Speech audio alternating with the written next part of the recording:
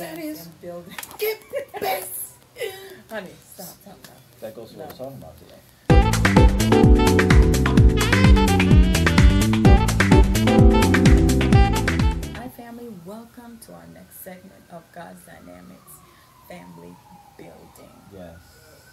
And today we're going to be talking about what every parent needs to do at some point or another, which is discipline. Discipline. Provide discipline. All children need discipline. We need discipline when we were younger. Some of us more than others. Or I should say some of us less than others. You always have to bring I some was kind I of. was a quick learner, so. I'm sure you will. But you know, as young parents, and even as we mature, we still have to discipline children, maybe just in different levels as they get older. Right. I know Every child needs discipline. even us as children of the Most High God. Some more than others. One of the important things is, even as we were new parents, you start off where you just have no clue what to do, Mm-hmm. how to go about stuff, and we make mistakes, big ones, then we make, great strides too in parenting. There's a couple of scriptures that come to mind. Train up a child in the Train. way that they should go, Mhm. and when they get old, they will not depart from it. Yeah. It's like setting a pattern, setting an order, Mhm. setting a standard Disciplining for them. your children. Yeah, discipling them. Mm-hmm. You know, like you said, setting a pattern. You're actually making them into the pattern, or based on what you maybe learned when you were younger. Right. You know, I think what's important too is, you know, when we came in as marriage, there was something I learned as far as disciplining children from my parents, and there was something that you learned from Right. disciplining children from your It's parents. kind of And messy. you mesh it exactly. They mesh together, so you have to consider what is your discipline style going Right. to be. To get the result that you want. If you want children all over the place, then less discipline. Another scripture that comes to mind is, "Chasten thy son while there is hope, and let not Yeah. thy soul spare for his crying." That's Proverbs 19, I believe, which was very enlightening. You know, you don't want to wait until it's too late.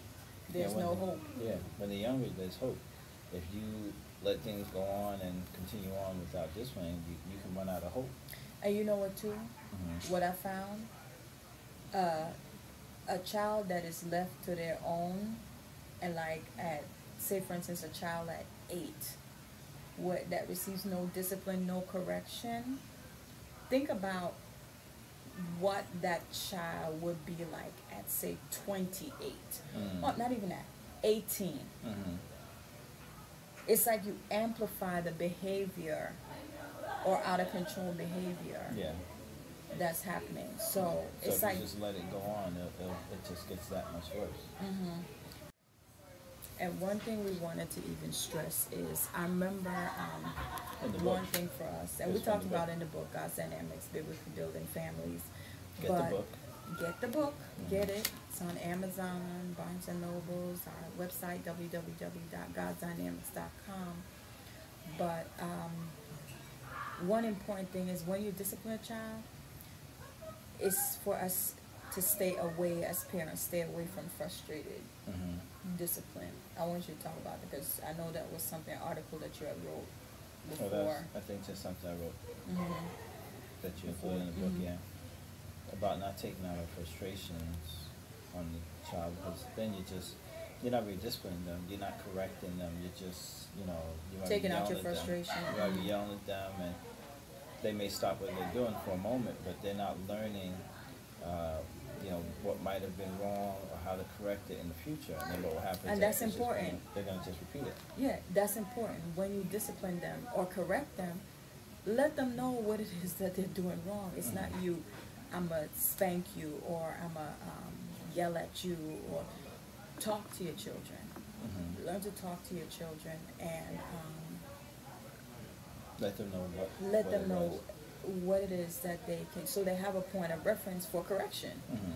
You know, and really think about this too. And there's a scripture that talks about this as well. when you're chasing a child or correct a child, it's a great way to show. We have people downstairs, you might hear noise going on. But when you discipline or correct a child, it's a great way to show that child you love them.